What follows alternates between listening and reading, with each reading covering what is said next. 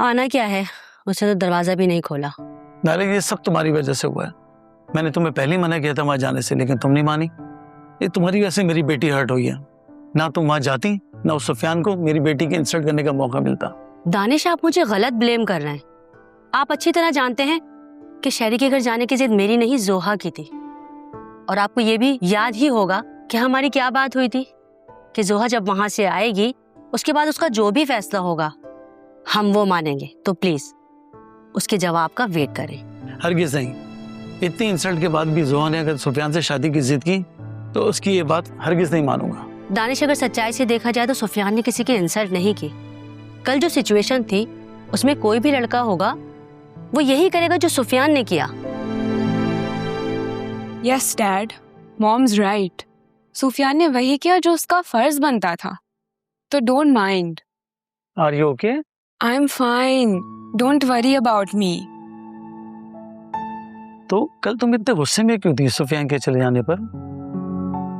आपको तो पता है मैं कितनी इमोशनल हूँ, तो इसलिए मुझे थोड़ा गुस्सा आ गया। पर अब सब ठीक है।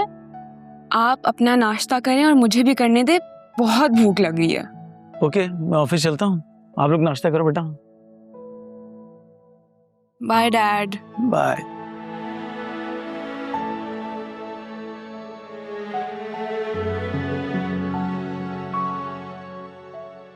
जोहा, अब बताओ कि क्या चल रहा है तुम्हारे दिल में? क्या? बनो मत। मैं अच्छी तरह जानती हूँ जो तुमने दानिश के सामने किया वो सब ड्रामा था, लेकिन मुझे इसकी वजह समझ में नहीं आई। आप ये कैसे कह सकती हैं? इसलिए कि मैं तुम्हें अच्छी तरह जानती हूँ। तुम्हारे खिलाफ कभी कोई बात हो ना तो तुम उसे भूलती हो और ना ही मुआफ करती हो। फिर जायशा का सुफियान के साथ इस तरह जाना कैसे माफ कर सकती हूँ? सही कहा आपने। मुझे जायशा का सुफियान के साथ जाना बिल्कुल अच्छा नहीं लगा। मेरा बस नहीं चल रहा था कि मैं उसका क्या हाल करूं।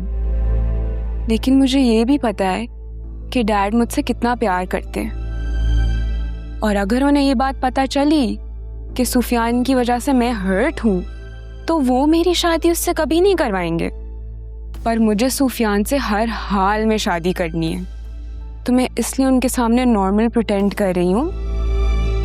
लेकिन उस जायशा को तो मैं देख लूंगी, सुफियान से उसका पीछा छुड़वा कर रहूंगी।